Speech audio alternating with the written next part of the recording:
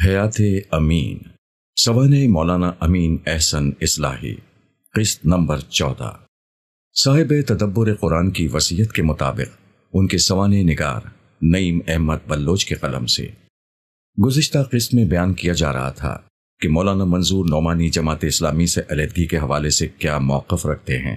اس سلسلے میں انہوں نے بیان کیا تھا کہ جب انہیں معلوم ہوا کہ مولانا مودودی نے اپنے باورچی خانے میں ایک مرد کو کام کرنے کی اجازت دے رکھی ہے اور اس کا زنان خانے سے پردے کا کوئی اہتمام نہیں ہے، تو وہ بہت حیران اور ششدر رہ گئے۔ اس سے انہوں نے یہ نتیجہ اخذ کیا کہ کم از کم ظاہری معاملات میں مولانا مودودی اس تقوی کو برقرار رکھنے میں ناکام ہوئے ہیں جن کا انہیں اہتمام کرنا چاہیے تھا۔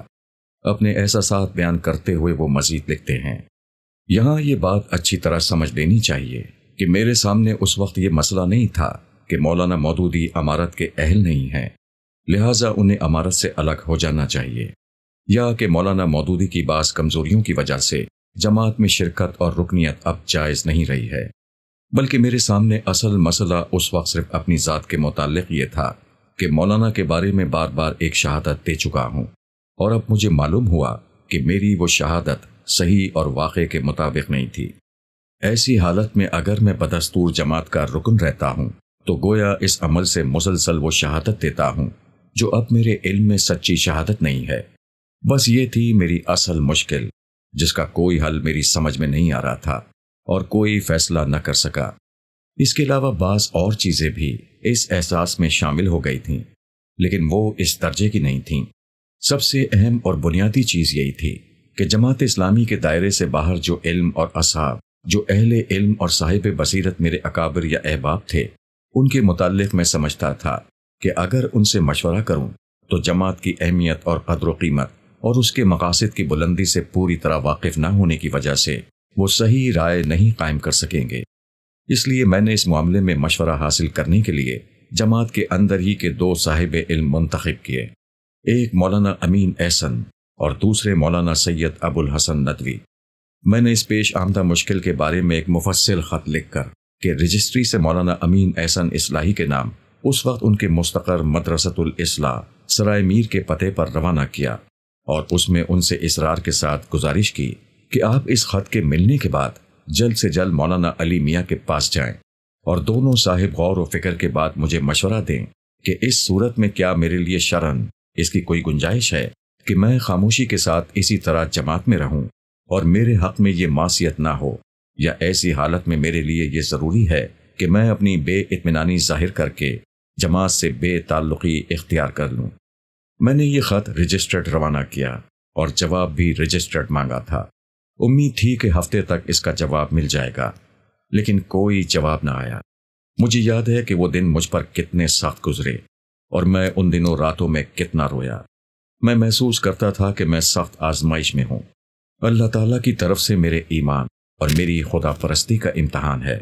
بعض وقت سوچتا تھا کہ جب یہ بات کھل کر سامنے آ گئی ہے کہ مولانا مودودی کے بارے میں میرا اظہار اطمینان اور میری شہادت صحیح اطلاع پر مبنی نہیں تھی، تو مجھے اپنے آپ کو اس سلسلے سے فوراً الگ کر کے شہادت کی ذمہ داری سے نکل آنا چاہیے، اور اس بارے میں طبیعت میں جو توقف اور تامل ہے وہ صرف اس لیے ہے کہ لوگ بے وقوف نہ بنائیں۔ بعض وقت سوچتا کہ اگر میں نے علیحدگی اختیار کی اور اپنی بے اطمینانی کا اظہار کیا تو ایک ایسی اسلامی دعوت اور جماعت کو نقصان پہنچے گا جس کو مولانا مودودی کی ان کمزوریوں کے باوجود بھی اس وقت کی بہترین اسلامی دعوت اور جماعت سمجھتا ہوں، جس کے نقصان کو دین کا نقصان سمجھتا ہوں۔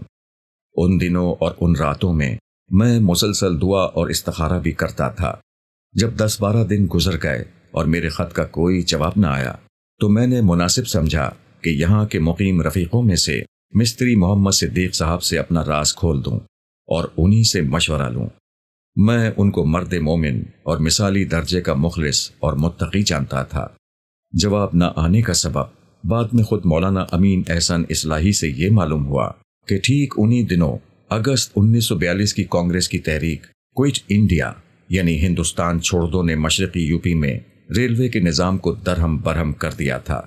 اعظم گڑھ کی طرف غالباً کئی ہفتے ٹرین نہیں چل سکی تھی، اس لیے وہ خط ان کو ہفتوں کے بعد ملا۔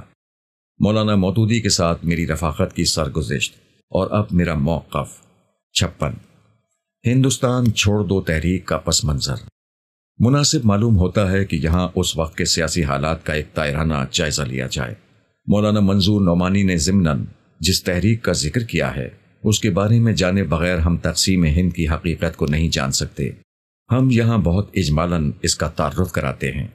یہ تحریک جنگ عظیم دوم کے آغاز کے اس وقت شروع ہوئی جب انگریز حکومت نے کانگریس کو اس جنگ میں ہندوستان کے عوام کو اتحادی فوجوں کا ساتھ دینے کے لیے کہا۔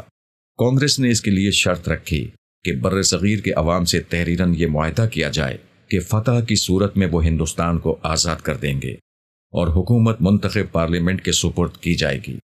یاد رہے کہ اس زمانے میں ہندوستان کے 11 صوبوں میں سے کانگریس کی 8 صوبوں میں حکومت تھی۔ یہ صوبائی حکومت تھی جس میں انہیں محدود سطح پر اختیارات دیے گئے تھے۔ انگریز حکومت نے جب کانگریس کا یہ مطالبہ رد کر دیا تو انہوں نے حکومت سے مستعفی ہو کر اس کے خلاف ایک متوازی حکومت کا اعلان کر دیا۔ اس پر برٹش راج نے شدید رد عمل ظاہر کیا اور تمام کانگریسی رہنماؤں کو گرفتار کر لیا۔ اس کے جواب میں کانگریس کی قیادت نے ہندوستان چھوڑ دو یعنی کوئٹ انڈیا کی تحریک شروع کی۔ اس تحریک نے پورے ہندوستان کو ہلا کر رکھ دیا۔ انگریز وائسرائے نے اسے 1857 سے بھی بڑی بغاوت قرار دیا۔ اس تحریک میں مسلم لیگ اور ہندو مہا سبھا نے انگریز حکومت کا ساتھ دیا تھا۔ دستاویزات کے مطابق اسی تحریک کے دوران میں برٹش حکومت کو احساس ہوا کہ وہ ہندوستان پر مزید حکومت نہیں کر سکیں گے۔ ہماری رائے میں اسی حمایت پر مسلم لیگ کو 23 مارچ 1940 کے لاہور کے جلسے میں ہندوستان کو تقسیم کرنے کی قرارداد پاس کرنے کی اجازت دی گئی۔ یاد رہے کہ یہ قرارداد مسلم لیگی رہنما اور برٹش حکومت کے ہر انٹرنیشنل فورم کے نمائندے سر محمد ظفر اللہ خان نے ڈرافٹ کی تھی۔ انہیں اس کام میں حکومتی پالیسی ساز لوگوں کی مدد اور آشیرواد حاصل تھی۔ یہ اب ایک معلوم تاریخی حقیقت ہے اور ہر قابل ذکر تاریخی کتاب میں درج ہے کہ اس ڈرافٹ کو وائسرائے کی منظوری کے بعد قائد اعظم محمد علی جناح کو بھجوایا گیا تھا اور اسے ہی جلسے میں منظور کیا گیا تھا۔ یاد رہے کہ سر ظفر اللہ احمدی فرقے سے تعلق رکھتے تھے۔ اس زمانے میں احمدی مسلمانوں ہی کا ایک فرقہ سمجھے جاتے تھے اور سر ظفر اللہ قائد اعظم محمد علی جناح کی خصوصی دعوت پر پاکستان کے پہلے وزیر خارجہ بنے تھے۔ وہ اقوام متحدہ سے لے کر ہر عالمی سطح کے فورم پر پاکستان کی نمائندگی کرتے رہے۔ احمدیوں کی تکفیر اور عوام کے پرزور احتجاج اور مطالبے کے باوجود مسٹر ظفر اللہ کو ہر پاکستانی حکومت کی حمایت حاصل رہی۔ 1958 میں انہوں نے سعودی حکومت کی دعوت پر عمرہ اور پھر 1967 میں حج بھی ادا کیا۔ مولانا منظور نعمانی کا جماعت سے استعفیٰ۔ اس کے بعد کے حالات سے واضح ہوتا ہے کہ مولانا منظور نعمانی کا عدم اطمینان کم نہ ہو سکا، بلکہ بعض دوسرے احباب جس میں مستری صدیق صاحب خود شامل تھے جماعت سے علیحدہ ہو گئے تو انہوں نے آخرکار جماعت اسلامی سے استعفے کا فیصلہ کر لیا۔